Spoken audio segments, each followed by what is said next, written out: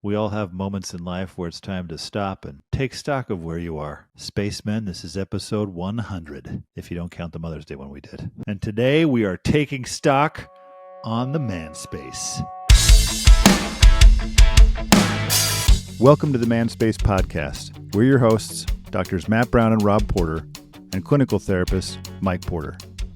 Spacemen, come join us as we nurse Matt back to health. Poor little Maddie's not feeling good today. That was so perfectly timed. Sorry. It's like you faked it. I got the black lung pop. I wonder how many of our dozens of fans all over the world have listened to all 100 episodes. Still, I've had a few people tell me that's the case. That they've listened to all of them? Yeah. Yeah, I know that's true for a handful of my friends.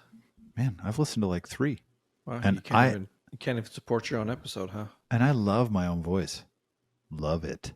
Since none of us have ever taken a citizenship exam, one of my clients asked me this question. They're like, do you know who wrote the Declaration of Independence? Which I did, but do you know who wrote it? Because you have to know this, apparently.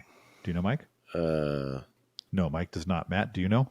Was it Thomas Jefferson? Was it not Thomas Jefferson? It was Thomas Jefferson. You're correct. Yeah. Well, what was the pause for? Because I didn't want to say it and be wrong and look stupid on our show. So you let Matt answer first, and then when Matt's like, was it not Thomas Jefferson? No, the funny thing is I can barely hear Matt. So this is 100, then we've agreed.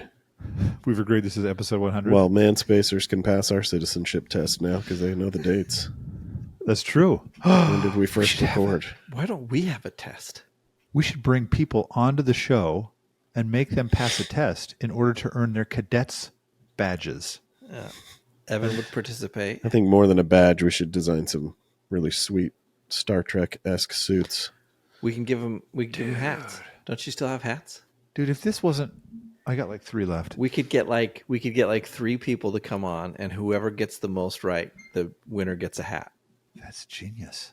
And also, if this wasn't already costing us money without making us any money, Matt's idea of Star Trek-like suits, I feel like, man, can you imagine 3 of us every time we recorded showing up? Suits. Oh, track suits. Manspace track suits that have some stupid phrase that we've used on the back. I don't remember what those are. I actually thought Jenna wrote them down somewhere. I wanted today. I thought I'm going to go through and see if I can test Matt and Mike on all the stupid phrases we've come up with and said, put that on a T-shirt. And I couldn't remember any of them. And I thought I'd have to go listen to all the episodes. I can think of one for sure. What's the one you remember? That I pooped my corduroys. Matt asked us this question via text. Like, what I think, as we phrase it, what have we learned about men in the process of doing this? Something like that. Does that sound right?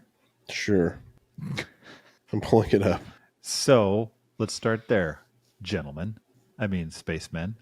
What have you learned about men as a result of doing this podcast? That they've actually got a lot to say that they're not saying. Okay. That's one thing. Mike, it is good. I'm going to come back to that, but Mike was nodding his head, so. Well, I was agreeing with Matt, but right. I did, I thought of this yesterday. I was talking to a couple days ago, I was talking to a friend. We'd been out at lunch, and he said something that was really interesting to me and the more I thought about it, I thought, I think that's accurate, that men don't talk about it because we don't think we can, and we don't think other men go through it. And so we don't talk about it, and none of us want to be the first guy to bring it up because none of us want to be the weak man in the group. And that's like, I don't know, for me, recognizing that a lot of the things that I deal with, every other guy I know deals with too, that's been helpful. Is that what you're getting at, Matt? Yeah, well, partly. And I think that's I guess maybe where it started for me. And then I think that's also a lot of guys aren't saying things because it's not worth the fight. Mike and I literally talked about that at lunch today. Yeah. It's funny how we were talking about someone and saying, yeah, it's a little bit like I bet the wife wears the pants in that relationship, and talking about how it gets there, because you get a dude who says it's not worth the fight. And then over time, what that does is it shifts the balance of who decides what, because this person wants to avoid the fight. And so eventually it's like I ended up compromising on so many things that sometimes the wife will even say, well, you used to like this. And the answer is, no, I never did. I just didn't want to fight with you about it. So that's why we're here. Yeah. And I've seen it go the other direction too. I actually had a couple recently in my office that was the same thing the other direction. Yeah. The wife just kept giving in. But I meet this is for sure confirmed in my head that I meet a lot of dudes who are afraid of their wives. Which I think you should really quick clarify what you mean by that, because I every shan't. time we, Fine, go ahead. well, I'm not going to clarify it, but every time we say it, or like every time I bring it up to some dude, they're like, "No, well, I'm not afraid of my wife," and I'm like, "Yeah, I'm not talking about like physically afraid of her or." Well, I do think it's even just what Matt's saying. It's like it's not worth the fight. It's funny how many Right. how dudes think we are fighters that are like trying everything we can to avoid conflict and fights. But only when it comes to, like, sometimes I'll meet dudes often where it's like they will fight and be conflictual in a number of settings until you get in their house. And then it's not worth the fight. Well, I was going to say, I wonder if how often those men are more conflictual outside because they're not inside. Could be like the bully effect. Yeah, they're just trying to compensate. Yeah. Like, no, I don't have the voice I think I should have or want to have in my house. So I'm going to make sure I have it in my office. Someone's going to listen to what I have to say. Or vice versa, too. I think that, some guys unload on home because they don't have good boundaries outside of home. At the office. Yeah. I also think another thing is that men are either socialized or just through experience really like dissociate a lot from their body and then over identify with their body, their bodily experiences, I guess. Like when we've talked about pain and emotions and sex, I think a lot of guys are like really dissociated from their bodies when it comes to pain and emotions, and then over identified with their bodies when it comes to sex. Yeah. Funny. It is funny how much that's one of the things that I have picked up on, not just through this, but as I've done this and then as I'm working with clients and the stuff that they will talk about. I think how much we identify that specific, like sex is period. Like if it's like, what's that feeling I have? It's probably tied to sex, right? I just want to have sex, right? It's like, whoa. I mean, that was just a feeling you had. Why are you connecting that to a sexual thing? Whereas over here, what you're saying, Matt, like you learn to just shut off everything else. Your body is telling you something. There's that book by Vander Kolk, right? Yeah. The Body Keeps the Score, about how much our body will actually like physically essentially register and store trauma and pain and all sorts of stuff. It just locks it into place.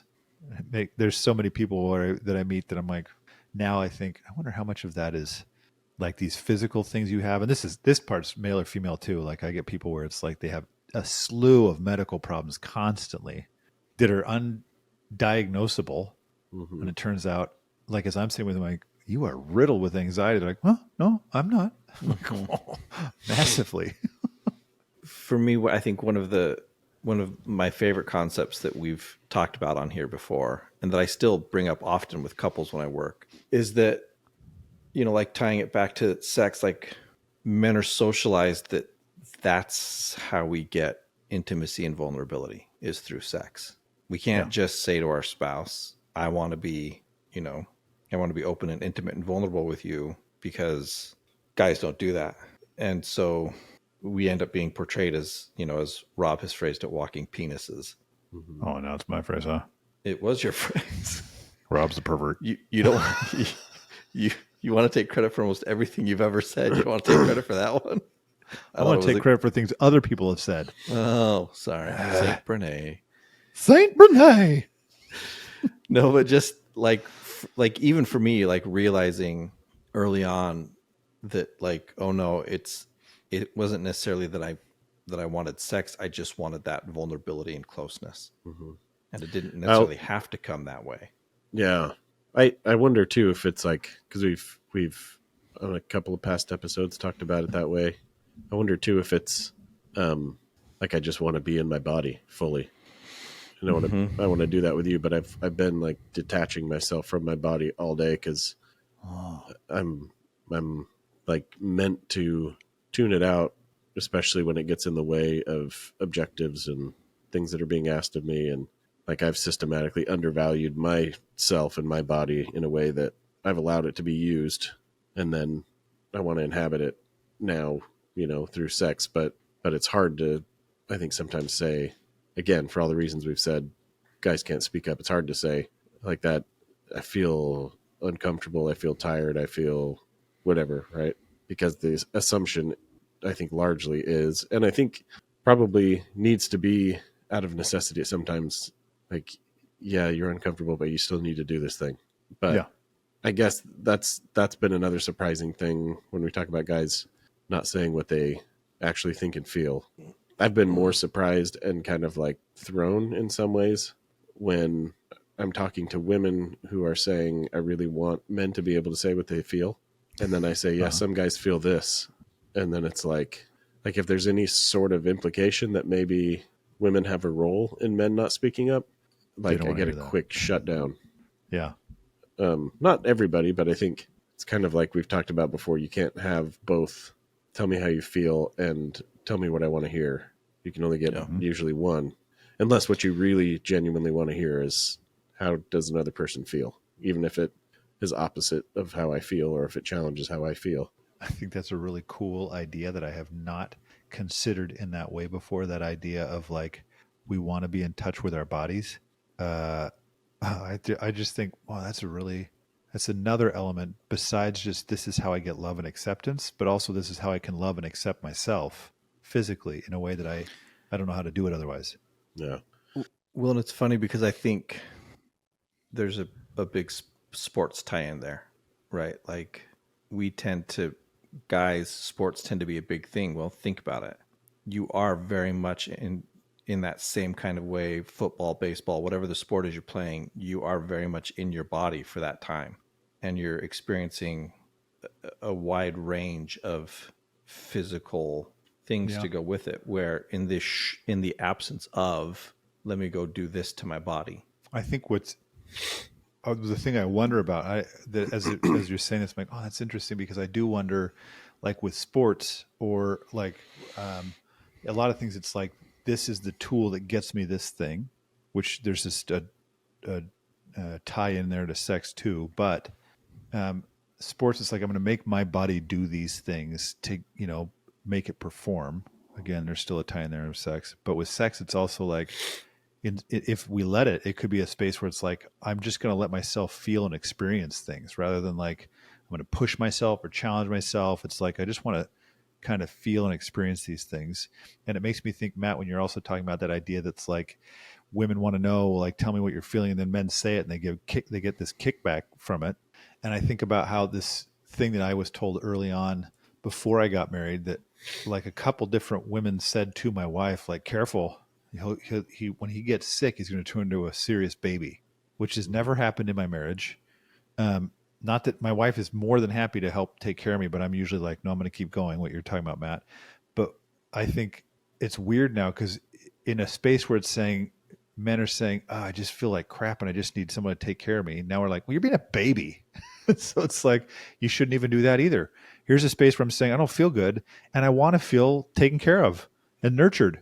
And we get made fun of for it. Like, stop being a child. It's like, but I kind of want to feel like a child right now. I want to feel taken care of. Like, it's just kind of a fascinating, weird double standard. And why that's one of the things that there's been most valuable learning wise for me, is how much what you guys are saying in the beginning too, how much men will say like, yes, that's what I feel. Or even just being glad to be able to listen and pretend like they're in the room with us, saying, oh, good, other people who are normal people feel these same things I feel. And it's changed the way I interact with men in general in like other settings, recognizing almost every dude in this room probably feels really lonely and probably feels a degree of like, I have to put on a certain persona or a certain show in order to look like a man or get the respect I'm supposed to get or whatever. And they just shut stuff off because I can't. I mean, just this morning I'm talking with somebody who says, well, yeah, but then there's the real me that feels this, this, this, and this. And I said, well, those aren't like real and fake you, but also everyone feels those things. Literally, we just don't describe them because men aren't allowed to.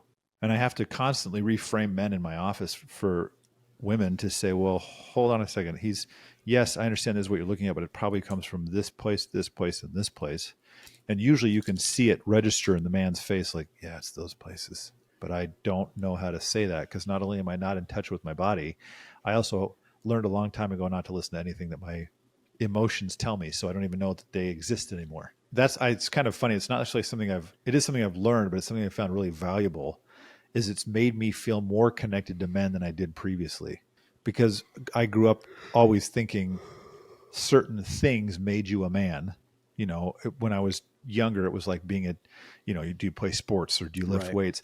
And actually just recently on Sunday, I was sitting with a varied age group of men. One's my age, 45, 46. And there was 3 that were like 22. There was one who's like 76. And then there's one who was 16. And the 45-year-old was talking about how he hurt his back deadlifting. And I was like, deadlifting, man, I don't think I've ever deadlifted something. The 16-year-old turns to me and goes, I mean, you don't really have the body for it. And immediately it felt like I was in high school again, like being shamed for like, dude, Yeah. bro, do you even lift? And I was like, what is happening right now? And I could feel myself. And I said, as a joke, I always say stuff like this. I turned him and said, did you know that bald and beard is considered the most masculine? So here I am, suddenly fighting with a 16-year-old, proving my masculinity. But that's what's been so valuable. Through something over which you have very little control. Yeah. Something that's like, but that's what I think has been valuable to me. Not just learned it, but like it's made me feel more connected to other men that I don't even know, because it makes me feel this like compassion for other men. Like, dude, life is kind of crappy. Like it is not easy to be a man, even though, and you can't say that anymore because you sound like a whiny baby. Right. But it's like it's not easy to be a woman either. I'm Right. not saying it has to be one or the other, but it's saying there's some rough crap that men go through that we're just supposed to swallow all the time, and it sucks. And I wish I still it's my new July resolution that I'm going to start just bringing. I want to bring random people. I don't think you're supposed to say randos. It sounds bad, but random people in to say, well, tell me some of your story. Cause I think you're probably just like all the rest of us. Sorry, going back to that 16-year-old, I wonder, like the 45-year-old who, clearly works and deadlifts and whatever. Well, not enough, or did it wrong because he hurt his back. Sure. But my thought is, did he or any of the older guys have that same thought? Or is the 16-year-old just really steeped in that? Yeah, I think right. it's that. He's in that phase of life. Right. You could tell from the responses on other people because one was like, geez, dude. And I was like, yeah, I think it's a phase of life. Right. But it's such a defining phase of life. It's when we're like getting our sense of self. And so that's where I got my sense of masculinity and thinking, okay, so I'm not that kind of man. Then realizing in the end, especially as you get older, it's like, who is? Well, and that's, I think, one of the things that's interesting to me is I also wouldn't be surprised to find out that one of the other guys thought it, but didn't say it. Well, it's possible. I would say in that group of people, I'm by far the most in shape. So it's possible. I doubt it, though. Yeah.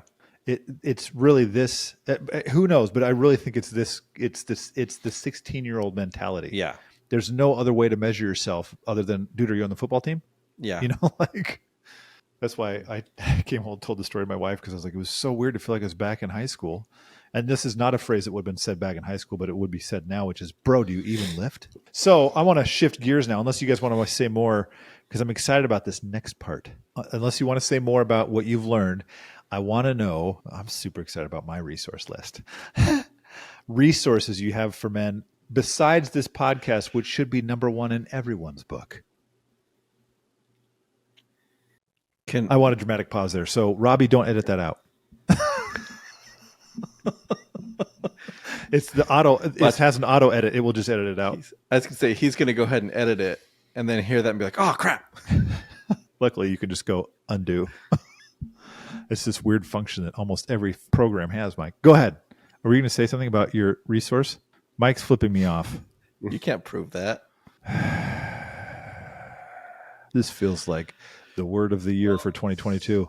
So I have I have a resource, but I don't want to steal Matt's thunder because it's kind of his resource. But you said the thing about the podcast and got me thinking about it. So I'll let Matt say it when he gets there. I'm probably not going to say it, so go for it. I don't even know what you're talking about. Matt's going to take a nap during this part. No, we'll see what makes Matt's list. We'll come back to it. The one that to me has been helpful for myself and I haven't finished reading it yet because I'm slow, but for a handful of my clients is the book No More Mr. Nice Guy. No more Mr. Nice Guy. I think that was when he wrote the book. I'm pretty sure go ahead. I'm pretty sure. No, I've had a handful of men that have very strongly identified with a lot of the descriptions of patterns that men fall into, and they're just like, yeah, that's me. And it helps them start to see things differently. And so that's one of those books that I think, yeah, that's probably a beneficial read for any dude, whether you actually fall victim to it or not. You probably you certainly know someone who does, and so just in getting a better understanding of the people you interact with, it's worth it. Good one. And WebMD, that's an invaluable resource, particularly when you're diagnosing your wife. One of the best resources you can find is WebMD to figure out which personality disorder your wife has. A bunch of dudes are like, so what was it? WebMD? Is it .com or is it a .org? Matt? That was like yelled at. Matt! My favorite is that you repeat the yell. Sorry. I guess first I would say any real life experience where you get to talk to other guys, any groups or formal or informal, where you get to just hear something that you have thought and not said be said by another man, and then you kind of get into a conversation about it. I think since we started this, the categories of books that have been helpful for me are ones that speak a little bit to the unspeakable about masculinity, because that same concept, I think it helps kind of normalize the experience. And there's a book called Raising Cain that they did a documentary on, that one part in this documentary I think was, I guess, kind of illustrates this point, but it was, I think, sometime in the 80s or 90s when we peaked. But it was like a kindergarten or first grade class or something. But the teacher had an assignment where she just told the kids to come up with a story and illustrate it and stuff.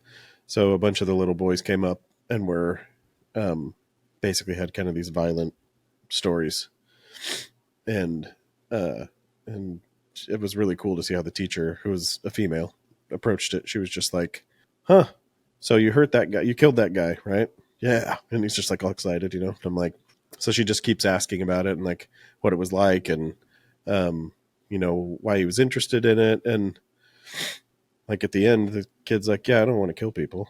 I don't like hurting people. It's just, something that I feel at times inside of me, a normal sense of aggression that I'm not sure what it is.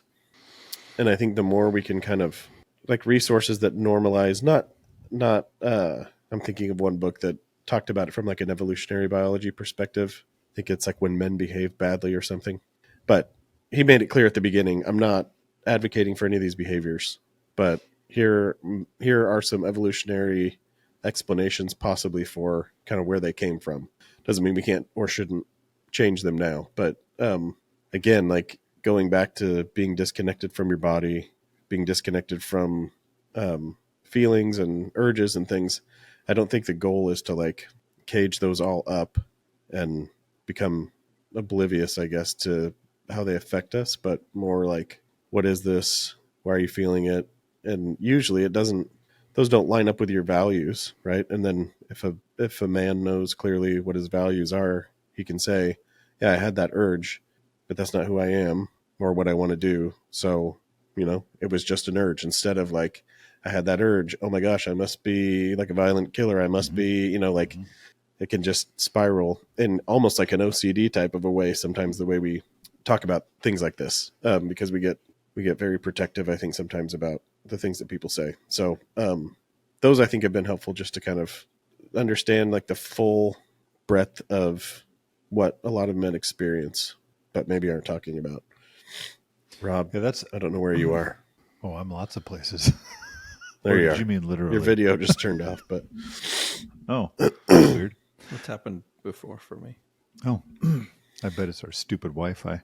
So I have a bunch of thoughts. I got really excited. At first, when Matt's like resources, I was like, I don't have any.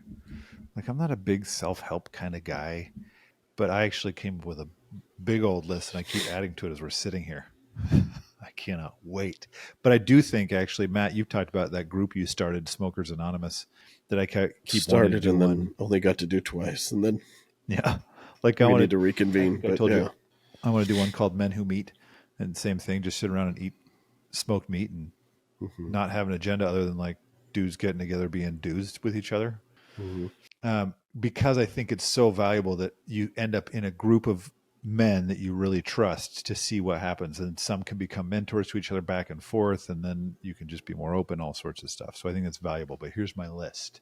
Oh, Mike wants to say something. Well, because I'm going back to something Matt said, I don't know, a long time ago in one of our episodes about like when men get together, right, we'll often kind of devolve in our humor and our behavior, which people from the outside look and say, oh, they're being childish or they're being immature. But really, it's like, I love this idea that Matt put forth that like that's how we access our emotions. We went back to the time it was safe to express them freely, and we do it through the humor and through the, immature behavior. And that actually puts us in a place to say, okay, well, now I can connect with these guys around me. Now I can talk about anything. Yeah, it's a real bummer. I've been in some groups, church groups and things where it was that way, but it shifted more into let's get in here and talk about stuff, and it's like Right. disjointed, and it's like, you guys, we gotta figure out how to be friends with each other, which is usually like so I make jokes all over the place. I'm sure they're like, Rob, you're ruining it. I'm like, I'm trying to make it happen. Yeah. All right, so here's why I got so excited about my resource list, because I realized when I think about the things that are most helpful to me as a therapist, it's never a book I read about therapy. It's always a book, like I read a fantasy book, or I read even a nonfiction book, a biography about Washington or whatever. Those things are much more helpful to me in terms of how I connect to, relate, and help clients than a book that says, and next use this technique. Those never work well for me. Yeah. Which is another reason I don't like self-help books, because actually I have mixed feelings about No More Mr. Nice Guy. I didn't like some of the exercises and things. It was like, stop, I don't like this. I have some issues with it too, but that's just a preference thing on my part. I understand. Right. Like, so my list is you don't actually like the weapons of mass destruction. Yeah. That was For example. I'm like, okay, buddy. That's what, there were some things that I was like, some of it too was like the writing. I'm like, okay. But so my list is actually, I have two, we'll say self-help books. They're actually kind of more philosophy books than they are self-help books. I have 4+ nonfiction books, and I have 3 TV shows / movies. I'm going to start with TV shows and movies because those speak more to me than anything else does. Anything else do? I'm going to go with that one. So, and I'll explain all this in a second. Number 1, Ted Lasso, whole series. Not only because of Ted Lasso himself. Like, Ted Lasso to me is a really good example of a dude who says, I can get into it and I can work through it, but I also know that what matters to me most is how do I connect with you? How to be honest with you? How do I make a genuine friendship with you and actually care about you? But also just watching like Jamie Tart and his stuff with his dad, and I don't want to ruin anything for anybody, but the way the team responds. Yeah, I was gonna say his arc. Yeah, and seeing how men can go and be there for each other. Well, even Roy Kent. Right. There's a ton of stuff that I feel like, it's a good balance of a number of things, and it shows to me a more full picture of a man. So besides the fact that it's very entertaining and hopeful, the second show, and I'm watching it currently. There's only 2 seasons so far. I'm watching it the second time with my wife. It's called The Bear. It's a show about a chef. He takes over his brother's restaurant after his brother kills himself, and his brother's best friend, Richie, who he calls cousin. The first season is hard to watch. There's so much crap that just blows up in their face all the time. The second season is like the development of all these characters, and watching Richie go from like a turd into who he becomes without spoiling anything. It is so I love that I could watch a man struggle with his own identity and his place and decide I want to figure out what my place will be and own that place. So I mentioned that one because of that specific development of humans and of men and how they progress. Richie in particular, if you've watched the show, is phenomenal to watch him progress. Number 3 is actually The Secret Life of Walter Mitty. I love that movie. Also because it is a show that, as far as men go, and this is, I think of Matt, like with Lord of the Rings, like there's so many things that Matt's always pulling out of Lord of the Rings. There's things with Walter Mitty that I pull out that I think there is somebody who says, I don't want to live in this space where I'm constantly afraid and living planned to make sure nothing ever blows up, and says, I'm going to start leaping essentially. And to me, whether it's like business wise or relationship wise, that's what I want men to do more often. Say, well, go pursue the thing that matters to you, that's meaningful to you, even if it means you jump out of the helicopter and you end up yelling, it's not a porpoise. That's such a funny scene. Anyway, it's also one of the best uses of Major Tom. Oh my gosh. So the reason I mentioned those movies is because I do think there are principles that everyone should be, that men can pick up anywhere you look. Don't, like, we have this bad way of thinking that says the principles I need are going to be the tools that I get from reading this self-help book. Instead of saying, if you're looking for these tools, they're all over the place. It also reaffirms, like watching The Bear, like, oh, the dudes who wrote this, or even the female, if there's females on the show, recognize this is what humans and particularly men go through. And so I want to convey this, and it makes it feel like, oh, cool, then I'm not alone in feeling what that guy has felt. And knowing I can become a version of myself that is better than what I am. Like Ted Lasso, I can be a better, and Walter Mitty, a better version of myself by pushing myself forward. So I mentioned movies because I think it's all over the place. The two philosophical? Nope, it's philosophical. Just like photography. Everyone says that one wrong too. But Weirdos. It was like photography. It's not a photo. No, phota. Okay, focus, Rob. 2 books. One is C. Terry Warner's Bonds That Make Us Free. It's You're a little welcome, bit, by the way. It's yes, thank you. It's a little bit like Jason Whiting's "Love Me True" that we had on the show, about how do we deceive ourselves essentially, and how that gets us caught. The other one actually is Schnarch, and his book about Passionate Marriage, which is about how do I become a more full, differentiated version of myself, like a person who can feel everything I feel and take ownership of it and be honest with it, and not have to taper or tailor everything because of your responses. Which I don't know. This, to me, this is the selling point to dudes. Like, it's fascinating to me because he approaches all of this through the sexual relationship between the husband and wife. Right. The book is about sex. Right. But it's also not. But it's not, like, that's the thing. To me, it's not about Right. sex. But it is a very valuable book for your sex life. Yes. And that's the thing. Like, to me, he says, okay, let's address these marital issues and these marital relationships through the sexual relationship. Right. It's fascinating. Right. So the last few, these, and I could keep adding to this list of the last ones I have. I have written down the Washington biography by McCullough. No. I'm sure did he do one on Washington? He did one on Truman, which was also good, which was fascinating me. Huh? By the dude who did. No, McCullough did. No, I by know, the dude I'm who did saying. Hamilton. McCullough Yes. did 1776, I think. McCullough did did 1776. That's also on my list.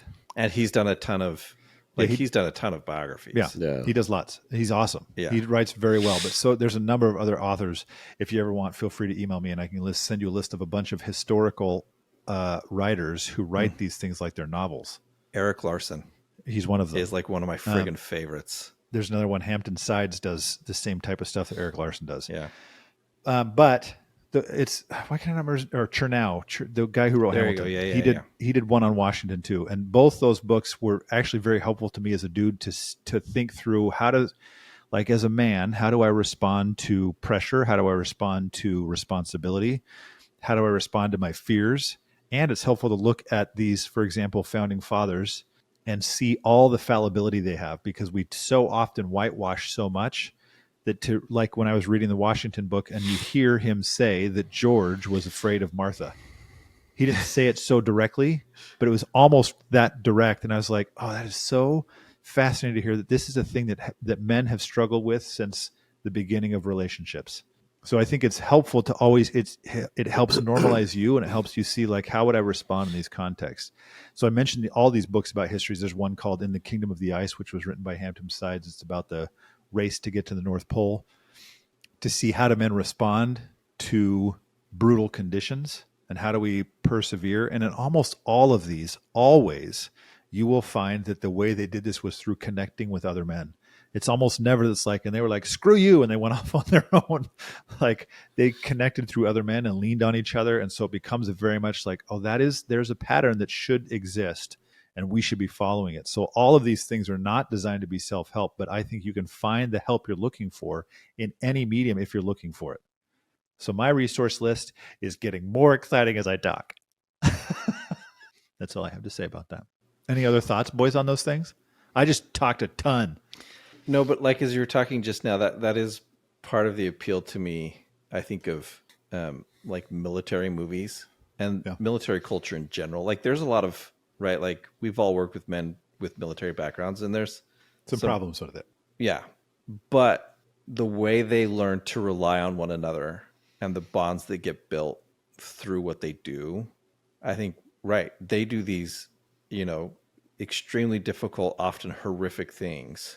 And yet there is a camaraderie and a brotherhood among any of them, whether they serve together or not, like because they have that shared experience. And it's just an interesting, like when you can find people who have a shared experience with you, it cuts out a lot of the nonsense, I guess. That's the biggest thing that is my takeaway from this too. It's something I already believe, but just thinking, man, as men, we really need to figure out better how to connect with each other. That's all. Yeah. It would help a lot. It wouldn't solve, but it would help a ton. Well, I feel good about this. I've written a little song about it. It goes, no more Mr. Nice Guy. Robbie's just going to edit that out too. He's like, that's annoying. Delete. I will say I'm really bummed that Matt couldn't be up here. Yeah, I know. That's I'm also supposed to shout out Allison. You're supposed to shout out Allison? Yeah, today is my daughter's birthday. She's 23. But she won't hear this till next week. Nope. She wanted to come to lunch with us today and to be on the episode. She's like, can I be on the episode? What? I should have brought her on. Can't wait. I'm going to do that soon. All right, what? Dudes. Bring Allie on? Yeah. And two things that I want, if you're watching right now, I just said two things and put up three fingers. We'll see what happens with the third finger. Like that old Snoop Dogg video, 1993. What? So, one thing is, we do have, by the time this posts, I think there should be a video. One of our previous episodes, episode 98, should be on YouTube. You can go watch. Spread the word. We're breaking into YouTube. That was the resource that didn't come up. I wanted to wait to see if Matt would bring it up, but he didn't. Because you said, right, like this should be their number one resource, our podcast. Uh-huh. Except we are. That's number two. I think we're about to say number two. The e-course. Yeah. Yeah.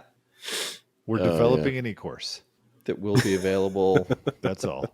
It'll first be available. We'll talk about it a ton before we ever get to it. Actually have it ready because we're trying to time when we want it to have it ready based on a number of factors. But it'll for sure be available through our website, the-manspace.com, because we still don't want to pay for the-manspace.com because I think that costs us like $2,000 or something like that. And you guys can type in a dash. It's not hard. And then just bookmark it because we're your favorite resource. Yeah. Plus the good news is as you guys start doing things like buying e-courses from us, then maybe we'll feel like we can spring for the manspace.com. Yeah. Help us That's get true. to And we'll get you guys merch. Manspace. The spaceless Manspace. The spaceless. Help us get to the spaceless Manspace.